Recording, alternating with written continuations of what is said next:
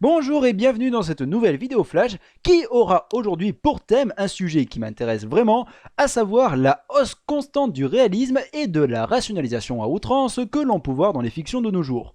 Tout du moins, il sera ici question de cette volonté qui semble être la démarche adoptée dans bon nombre d'œuvres. Malgré le fait que ce soit quelque chose d'assez répandu et que c'est une chose qui fait pas mal débat, il convient d'apporter quelques éclaircissements. Le réalisme caractérise cette volonté de produire des œuvres qui font vrai, avec un aspect brut de décoffrage, et là on pense avec effroi à certains films d'auteurs français.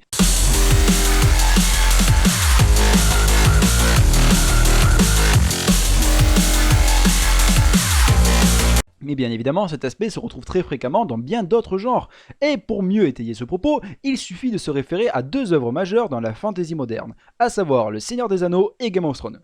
Dans le premier cas, il s'agit d'un univers réellement féerique, avec des hobbits, des orques, des elfes et surtout des putains d'arbres qui parlent. Le tout nous racontant la quête d'individus voulant combattre les forces du mal et ayant pour objectif de détruire un anneau maléfique, et nous faisant ainsi découvrir des lieux sortant souvent de l'ordinaire.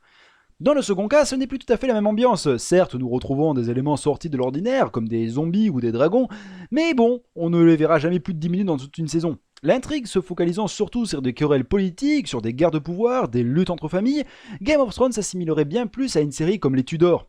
En tout cas, nous sommes ici en présence d'un univers bien plus réaliste et tangible qu'avant. Et ce réalisme de l'univers est bel et bien un aspect qui ressort de plus en plus de nos jours. Alors, la question est de savoir si cette tendance est une bonne ou une mauvaise chose. Eh bien, en réalité, il est impossible de trancher pour l'un ou l'autre, car toute démarche artistique a ses bons aspects comme ses aspects les moins glorieux, dirons-nous. L'avantage premier et le plus évident d'un univers réaliste est bien évidemment d'immerger le plus aisément le spectateur au sein de l'œuvre, et donc de donner à cette dernière beaucoup plus d'impact. Et cela permet de rendre beaucoup plus facilement un univers cohérent et vraisemblable. Et ainsi, vous mettrez beaucoup moins à mal la suspension consentie d'incrédulité du spectateur. Et si vous ne voyez pas ce dont je parle, regardez Crost épisode 20 sur Brainscan. Ensuite, la seconde raison, c'est que cette démarche n'empêche pas les autres d'exister. En gros, ce n'est pas parce que nous avons eu The Dark Knight qu'il nous a été impossible de voir Avatar ensuite. Ou alors, plus récemment, un été, on nous a sorti Pacific Rim pour voir déboller l'été suivant Godzilla. D'autant plus que quand on évoque cette volonté d'établir un univers réaliste, il est souvent tenu un discours selon lequel le spectateur n'arrive plus à user de son imaginaire pour apprécier une œuvre. Cependant, cela peut être aisément contrebalancé. J'ai volontairement choisi précédemment l'exemple du Seigneur des Anneaux et du Trône de Fer, car il est très fréquent que les gens soient fans des deux univers. Et puis, ce n'est pas comme si chaque démarche artistique était purement cloisonnée. Ainsi, dans Le Seigneur des Anneaux, on retrouve cet aspect brut de décoffrage par la mise en scène, avec certains cadrages effectués caméra à l'épaule, ou simplement le recours jamais trop intrusif d'effets numériques. Et dans The Dark Knight, il existe aussi, malgré que l'inverse fût soutenu, une réelle iconisation symbolique de notre super-héros favori. Pourtant, il existe aussi des dérives du système. Déjà parce que cette volonté de réalisme est à l'origine des événements les plus sombres et funestes de notre histoire. Et je veux bien évidemment parler de la filmographie récente de Ridley Scott. Parce que l'une des premières conséquences de cela a été aussi la résurgence d'un phénomène de rationalisation, consistant à apporter une explication tangible à tout ce qui pourrait laisser des interrogations dans la tête des spectateurs. C'est comme cela qu'on se retrouve par exemple avec un prequel complètement inutile à Alien. Enfin, le Fossoyeur a déjà fait une vidéo là-dessus et je vous laisse donc la revoir. Ouais, je me fais pas beaucoup chier sur l'analyse là. Mais il ne faut pas limiter cette tendance de rationalisation au simple fait d'apporter un passé à certaines figures emblématiques. Un très bel exemple de cela serait World War Z, qui passe littéralement la moitié de son temps à bien expliquer le pourquoi du comment les zombies sont là, alors que, on s'en bat les couilles.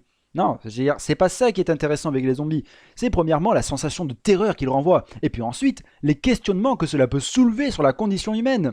Et c'est bien là le problème avec cette tendance de réalisme à tout prix, de vouloir absolument ramener à des considérations purement terre-à-terre des mythes universels, pour que cela soit rendu accessible au grand public. Le problème majeur, c'est que cela fait perdre bien souvent la substance même à ces mythes. Et puis surtout, il faut bien préciser que, à force, ça risque de partir complètement en couille. Et pour dire vrai, ça s'est déjà produit le mois de décembre dernier, où l'on a pu voir débarquer sur nos écrans une version réaliste des 10 commandements. Oui, Exodus, nous offrant d'ailleurs par la même occasion le pire film de la carrière de Ridley Scott. Je peux vous assurer que Prometheus et Robin des Bois sont des films absolument exquis par rapport à cette bouse. Et puis le dernier aspect assez problématique, c'est le fait que cette sensation de réalisme apparaît de plus en plus comme étant factice, du fait que dans bien des cas, cela induit une démarche qui n'est motivée que par facilité, et sans réel point de vue. Et il est souvent très amusant de constater que certains films essayent d'avoir un univers crédible, mais pourtant usent de procédés éculés et clichés, notamment au niveau des personnages, qui ne sont que des putains d'archétypes fades et sans relief, comme nous l'ont montré Godzilla ou World War Z, avec en particulier leurs personnages féminins, qui n'ont aucune autre utilité que de servir de point de transition d'une séquence à une autre. Et c'est pour cela qu'il faut être vigilant face à cette mode. Surtout que de nos jours, généralement, quand on aborde une œuvre, son réalisme semble être la seule chose sur laquelle on s'attarde quand on veut juger de la qualité du film. A ce titre, j'ai déjà pu voir des reproches à propos de Jurassic Park concernant le fait que ce n'est pas possible de recréer des dinosaures, ou sur le fait que ce serait complètement absurde dans la vraie vie. Plus récemment, il est possible de se référer à Lucie, où beaucoup d'avis se sont focalisés sur le fait qu'il n'est pas exact que l'on utilise seulement 10% de notre cerveau. Et même encore plus récemment, j'ai pu voir un avis à propos de Mad Max Fury Road d'une personne se plaignant de l'absence de théories scientifiques pour justifier de l'univers du film. Là, je dois dire que je me suis un petit peu vomi dans la bouche en la lisant celle-là. Et ce genre de commentaire traduit le genre de dérive qui existe. Et oui, je parle de dérive, parce que ce genre de commentaires reste purement artificiel et ne conduisent pas à s'interroger à la substance même du film.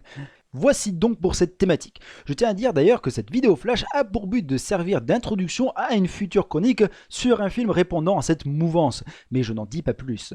Enfin, j'espère en tout cas qu'elle vous aura plu, pas trop ennuyé, je vous dis au revoir, portez-vous bien et rendez-vous pour une prochaine vidéo.